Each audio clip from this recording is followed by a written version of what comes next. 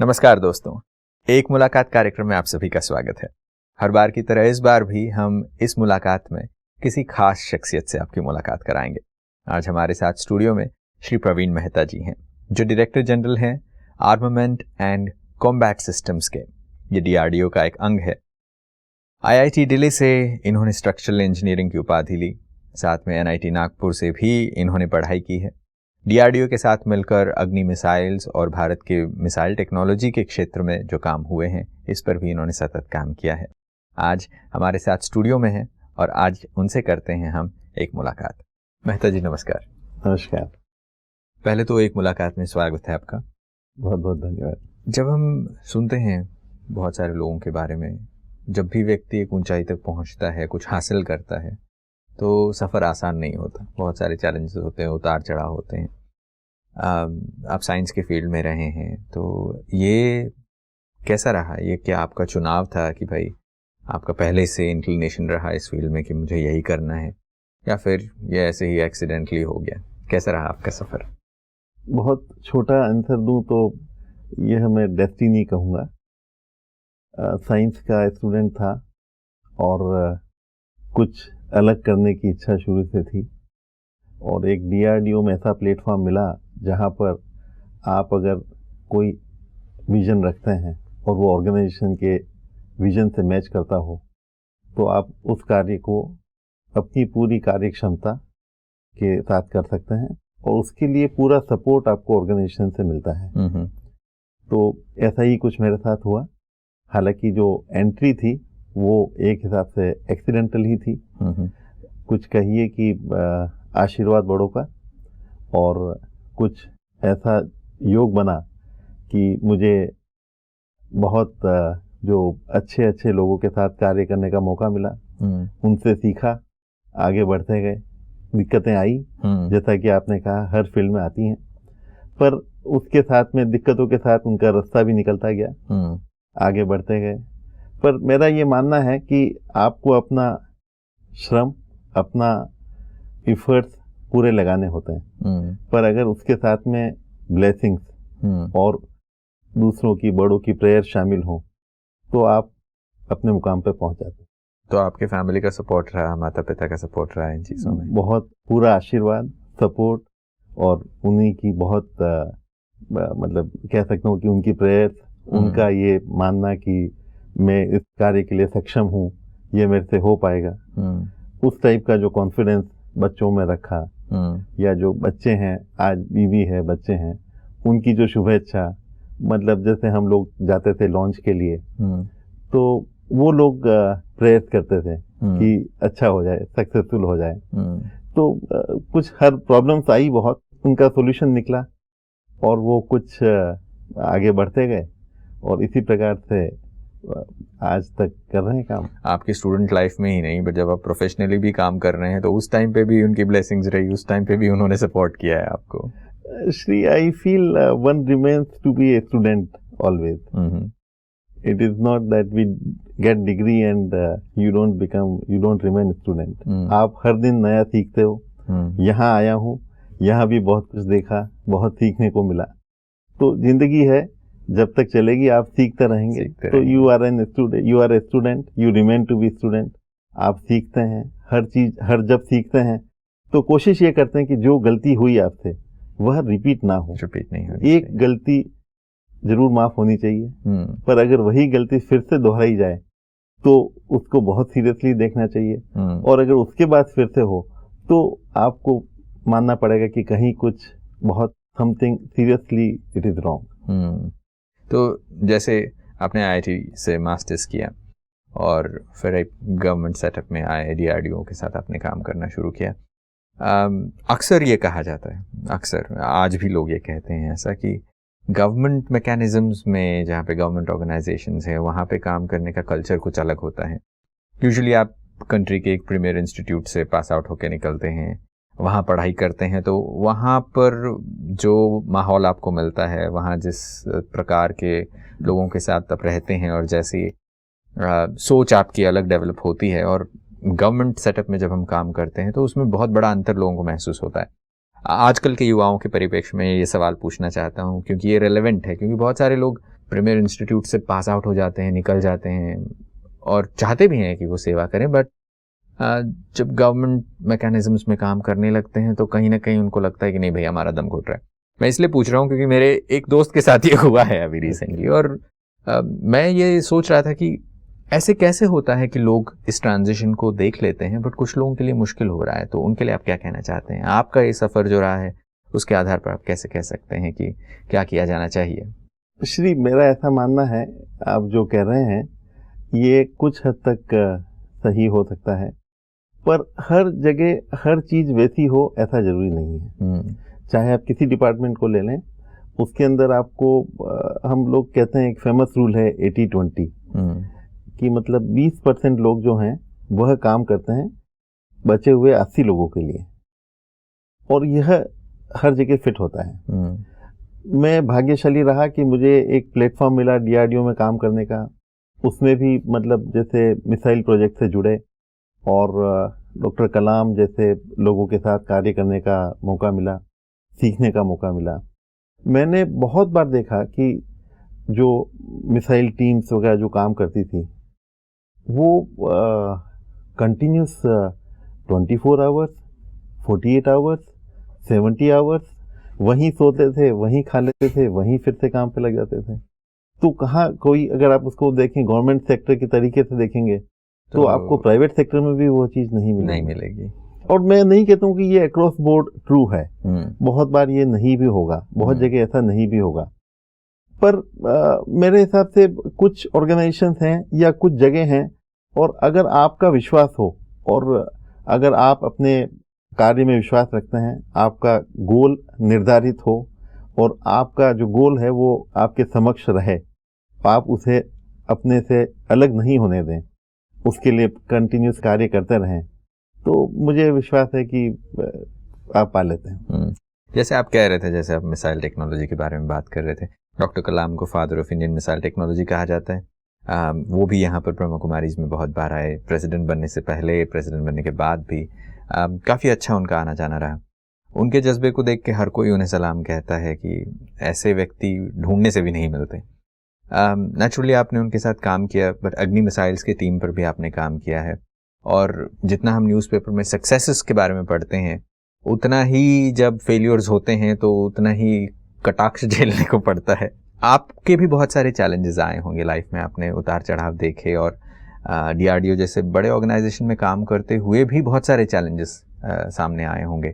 ऐसे टाइम पे जैसे आपने कहा 24 घंटे 48 घंटे लोग काम कर रहे हैं कंटिन्यूसली, तो एक ट्रेमेंडस स्ट्रेस लेवल होता है, और आजकल हम देखते हैं कि ये सभी के साथ हो रहा है। बट आपने अपने स्ट्रेस लेवल्स को, इन चैलेंजेस को कैसे पार किया, कैसे इन चीज़ों को हैंडल किया?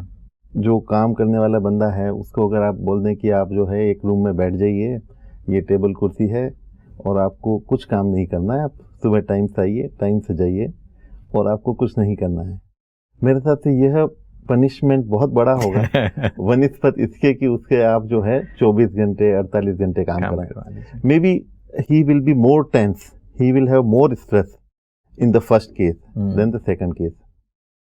आप काम में स्ट्रेस होता है, थकान होती है, I won't say it becomes stress but you feel tired, but जो आपको जब आपको अपना गोल मिल जाता है, ध्येय मिल जाता है, अगर आपने कोई चीज सोची और वह उस प्रकार से काम करने लगती है, let me tell you, the sense of accomplishment, the sense of achieving that makes you forget everything and you start all over again as a very enthusiastic, full of energy. and आज मैं यहाँ आया, मैंने भी देखा, अच्छा हम लोग भी काफ़ी ट्रैवल करके आए, सब कुछ था, बट यहाँ भी देखा मैंने हर प्रत्येक व्यक्ति जिससे भी मिले बड़ा वार्म वेलकम, हर एक के चेहरे पे मुस्कान, हर एक के चेहरे पे एक कंटेनमेंट जिसको कि, और एक अपने काम के प्रति सजगता, उसे क्या करना है उसे मालूम है, उसे कैसे करना है उसे मालूम है, और वह उसके प्रति पूरा जागरूक है। तो देखिए, एक जो पॉजिटिविटी, जो हम स्पिरिचुअलिटी की जो बात करते हैं, वह आपको महसूस होती है। आप उसे देखते नहीं है बट आपको महसूस होती है, और वो आपको ऑटोमेटिकली, जहां आपको पॉजिटिव वाइब्रेशंस मिलते हैं, तो that is what makes difference. हम मंदिर में जाते हैं, शांति मिलती है, क्यों? क्योंकि वही पॉजिटिव वाइब्रेशंस हैं। You feel positive vibrations, you feel charge, you forget your those things which are giving you botheration. You somehow try to, okay, even if it is bothering me, but if I can get over this by this, and you start feeling better. So I think that is how one looks at it. और उस प्रकार से जो है वो आप अपना काम आगे बढ़ाते हैं। तो इसी प्रकार से गवर्नमेंट जॉब में भी जब आप काम करते हैं, अगर आप इसरो है मान लीजिए या DRDO है, मुझे याद आता है कि कलाम साहब उन्होंने अपनी जीवनी में भी लिखा है कि जब वो SLV प्रोग्राम में काम कर रहे थे और जब प्रोग्राम फेल हुआ, तो जब प्रेस कॉन्फ्रेंस हुई उसके बाद में, तो उस समय जो इसरो चेयरमैन थे उन्होंने कहा कि आज प्रेस कॉन्फ्रेंस मैं हैंडल करूँगा। और जब उनसे पूछा गया कि यह आपका पहला टेस्ट था, फेल हो गया, तो उन्होंने बोला कि हाँ फेल हो गया, बट हर असफलता एक सफलता की सीढ़ी होती है। एंड ही कन्विंस्ड कि yes we have failed but doesn't matter, we have learn a lot and we will come back again. जब नेक्स्ट टाइम हुआ तो वो सक्सेसफुल था, and that time he has put doctor Kalam who was the project director to face the media, and he said you go and face them because it was a success. अगर organisations में you have leaders who owns the failures and who gives credit for the success to their colleagues, their team members, I think his day is met, his team is met. तो ये जो example है ये सुन के ऐसा लगता है कि ये सभी से नहीं पॉसिबल है, because it requires a great amount of greatness inside, humility, अंदर जो मूल्य हैं वो बहुत ज़्यादा तगड़े होने चाहिए। एनेक्डोटिकली स्पीकिंग, एज मच एज हम उन लोगों को रिवेयर करते हैं, उन लोगों के प्रति जो हमारी इज्जत है, वो होते हुए भी हम उन चीज़ों को अपने अंदर लाने में बहुत बार चैलेंजेस महसूस करते हैं। आजकल के परिप्रेक्ष्य में मैं ज़्यादा ये कहना चाहता हूँ, आज टेक्नोलॉजी है, साइंस का काफ़ी एडवांसमेंट हुआ है, टूल्स बहुत सारे हैं हमारे पास, but at the same time पहले के मुकाबले अगर कंपेयर करें तो इतनी सुविधाएं नहीं थी। बट आज वो सारी सुविधाएं होने के बावजूद भी यंगस्टर्स हैं वो अपने लाइफ को बहुत ज़्यादा स्ट्रेस्ड महसूस करते हैं, छोटे छोटे चैलेंजेस में हार जाते हैं। देखने को ऐसा मिलता है कि ऐसा क्यों हो रहा है, और फिर लगता है कि चलो हो रहा है तो इसे डील करने के लिए क्या करना चाहिए। बहुत सारे लोग बहुत कुछ ट्राई करते हैं। आज के परिप्रेक्ष्य में जब ये सारी चैलेंजेस बढ़ रही हैं और दिनों दिन हम देखते हैं कि साइकोसोमैटिक इलनेसेस बढ़ रहे हैं, ये हो रहा है, लाइफस्टाइल डिसऑर्डर्स हो रहे हैं, ऐसा लगता है कि सब कुछ हमारे लिए हो रहा है क्या, ऐसा लगता है। ऐसे चैलेंजिंग टाइम्स में आप स्पिरिचुअलिटी को कहाँ देखते हैं? क्या आपको लगता है कि स्पिरिचुअलिटी आज के समय के हिसाब से रेलेवेंट है? As a person of science आपसे हम ये जानना चाहते हैं। श्री, मैं इसको थोड़ा इस परिप्रेक्ष्य में देखता हूँ कि हम लोग जो मतलब भारतीय संस्कृति, हमारी जो रिलीजन प्रीचिंग्स, वह काफ़ी इन चीज़ों को झेलने के हिसाब से या इन चीज़ों को सॉल्यूशन देने के हिसाब से बनी है। जैसे कि हमारे हर धर्म के अंदर यह सिखाया जाता है कि आप जो है वो अपने कार्य करते रहें, बहुत ज़्यादा डिसहार्टन ना हो। अगर आपको कोई सी फेलियर से सामना करना पड़ा तो हो सकता है ये आपके मतलब we try to blame our fate कि maybe it was my fate line, let us look at it afresh, I may succeed tomorrow. तो ये हमारी संस्कृति के अंदर बिल्डिंग है। मेरे हिसाब से वही एक रीज़न है कि हम भारतीय, we Indians are very good individually. In fact I would rate that we are the one of the on the top class as human being who has got theory of contentment, who strive hard to achieve his target. Somehow if we can make people work together as system, because जो हमारे में missing है और जो हम लोग बाहर देखते हैं, मुझे जो बेसिक फ़र्क समझ में आता है, इंडिविजुअली हम लोग बहुत अच्छे हैं, collectively we are not able to do well, we normally get into some kind of a problem and our system does not exist. जो यंगस्टर्स यहाँ पर प्रॉब्ली मीडियोकर था, वो यहाँ बहुत अच्छा नहीं कर पाता था, पर जब वो किसी बाहर देश में गया तो उसने वहाँ पर बहुत अच्छी प्रगति की। उसका रीज़न मेरे हिसाब से जो मैं कंट्रीब्यूशन समझता हूँ वो सिस्टम का समझता हूँ। वह उस सिस्टम में एडजस्ट हो जाता है, उस सिस्टम के हिसाब से काम करता है और system make things happen and it does very well. यहाँ पर वही जो उससे भी जो मतलब जो सुपर डुपर हैं या जो those who are toppers, those who have done very well, they are supposed to be doing very well, they are also not able to do collectively well. Individually they can do well. I think if we can bring that, again I would say that such preachings like Brahma Kumari, they have to be complementing each other. And none of them can alone succeed. I feel they should have a best possible combination. You should work, you should try to find out, you should try to search and research.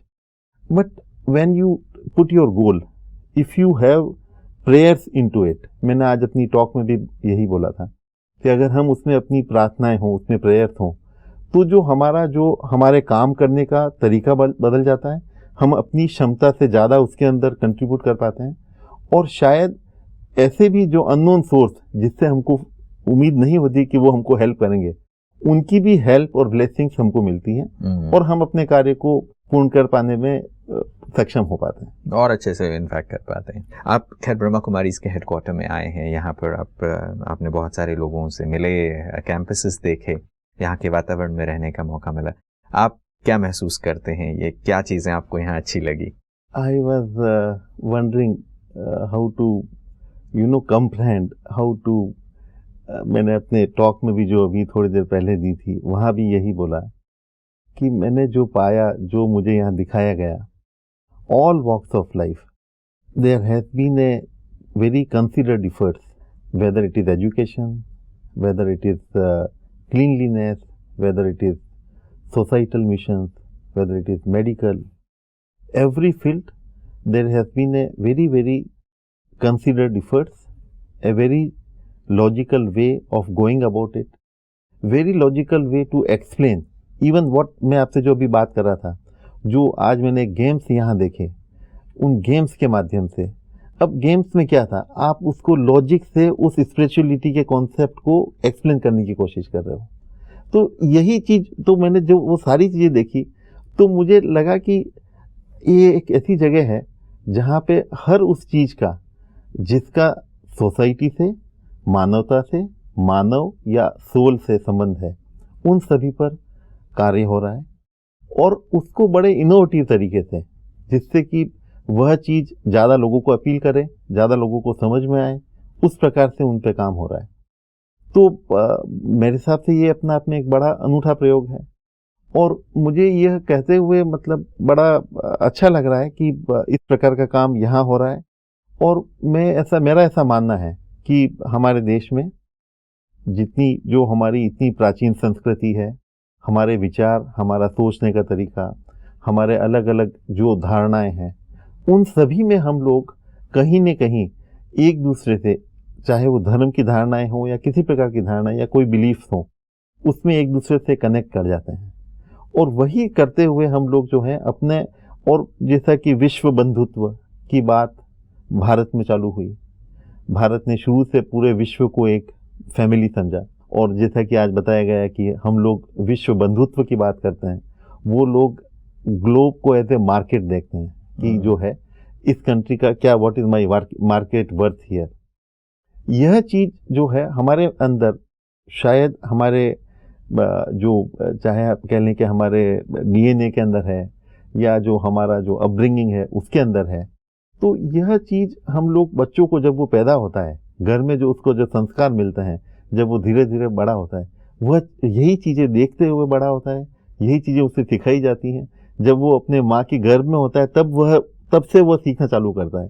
तो उसका जो upbringing है वह इस प्रकार का होता है कि वह अपने आप को इस संस्कृति में ढाल लेता है और इस प्रकार के काम जो कि पूरी मानवता के उत्थान के उद्देश्य से किए जा रहे हों, मेरे हिसाब से कोई भी उन चीज़ों को नहीं कह सकता कि यह अच्छा नहीं है या नहीं होना चाहिए। यह तो एक बहुत ही पवित्र और बहुत अच्छा कार्य है और मेरा ऐसा मानना है कि अगर जैसा कि यहाँ पर साइंस और स्पिरिचुअलिटी का वंडरफुल कॉम्बिनेशन है, you have all the thought processes, which are scientifically proven, and you also have a blend of spirituality into it.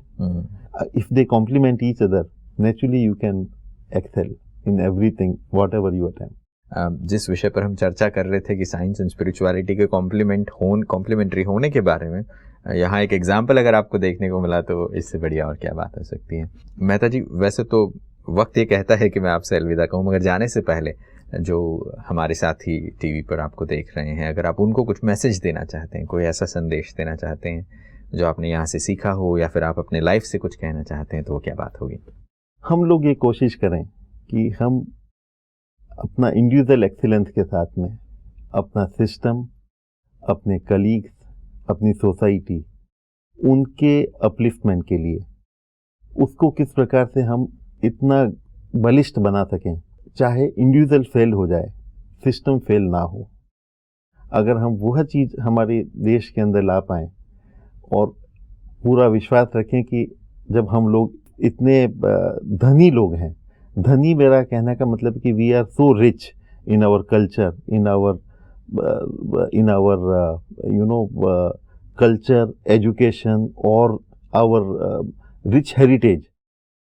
अगर हम लोग सिस्टम के अंदर रह के आपस में एक दूसरे को हेल्प करके, आपस में एक दूसरे का जो प्लस माइनस है या जो भी उसके अंदर कमियां हैं उसको समझ के आगे बढ़ सकें, अगर हम लोग कलेक्टिवली सिस्टम वाइज काम कर सकें, तो मुझे नहीं लगता कि हमारा देश जो विकासशील कहा जाता था, अभी हम उसे विकसित देश बनने की कल्पना रखते हैं।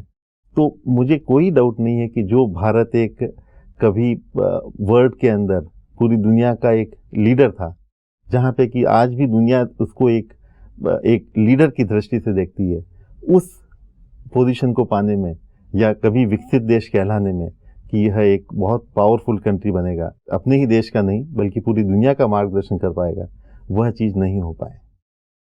जरूर कहना चाहूँगा कि काम करें, स्वयं करें, अच्छे से अच्छा करें, पर सिस्टम के साथ करें, एक टीम एज ए टीम करें और सिस्टम को इतना स्ट्रॉन्ग बनाएं कि वह इंडिविजुअल मिस्टेक्स या जो कोई कमियां रह जाएं उसको ओवरटेक करके हमको आगे बढ़ा सकें। वैसे आपने जो बातें कही है वो सुनने के बाद ऐसा लगता है कि इतना मुश्किल भी नहीं है करना। जब हम कलेक्टिवली काम करते ही हैं तो मिस्टेक्स तो होती हैं, तो उसे हम इग्नोर कर सकते हैं, उससे बाहर निकल सकते हैं, उससे ऊपर उठ सकते हैं, और पॉसिबली ये आजकल के नए कल्चर में ये किया भी जा सकता है। मेहता जी, आप यहाँ आए स्टूडियो में, आपने वक्त निकाला और आपके विचार हम सबके साथ शेयर किए। हालांकि हम कहते हैं कि एक मुलाकात है, तो इस एक मुलाकात में आने के लिए शुक्रिया, बट ऐसी और मुलाकातें हों, आप यूं ही आते रहें, ऐसी हमारी शुभकामनाएं। मगर आज आपने समय निकाला, इसके लिए बहुत बहुत धन्यवाद आपका। नमस्कार Shri, thank you very much, it was very wonderful talking to you. Nice, thank you. दोस्तों, ये थी एक मुलाकात। एक वैज्ञानिक के दृष्टिकोण से आध्यात्म को समझना अपने आप में एक अनूठा अनुभव होता है। बहुत बार चीज़ों को हम देख नहीं पाते, ये नहीं समझ पाते कि वैज्ञानिक दृष्टिकोण से क्या इसे समझा जा सकता है। कभी कभार हमारी बौद्धिक क्षमताओं के पार चीज़ें होने लगती हैं, कभी कभार हम चीज़ें महसूस करते हैं बट उसके पीछे लॉजिकल एक्सप्लेनेशन नहीं मिलता। इसका मतलब ये नहीं कि वो झूठी हैं या वो चीज़ हो नहीं रही है, इसका मतलब सिर्फ ये है कि शायद वैज्ञानिक दृष्टिकोण से वहाँ तक पहुँचने में हमें थोड़ा वक्त लग सकता है। तो उस वक्त का इंतज़ार करें, हिम्मत न हारें, अपने काम को अच्छा करते रहें और साथ में मिल के काम करें, अपने साथ दूसरों का भी भला करते रहें। एक मुलाकात में आज बस इतना ही, फिर मुलाकात करेंगे, तब तक के लिए नमस्कार।